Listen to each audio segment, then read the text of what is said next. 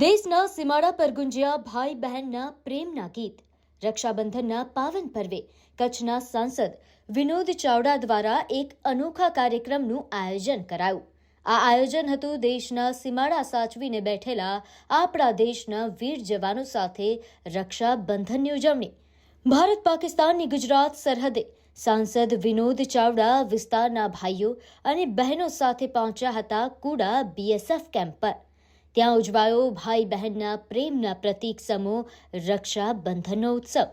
કચ્છથી ગયેલી બહેનોએ બીએસએફના જવાનોને રાખડી બાંધી તો બીએસએફની મહિલા જવાનોએ સાંસદ સહિત આવેલા ભાઈઓને રાખડી બાંધી। ખૂબ જ હર્ષોલ્લાસ સાથે ઉજવાયેલો આ કાર્યક્રમ ગીતો અને ગરબાની રમઝટ સાથે સંપન્ન થયો।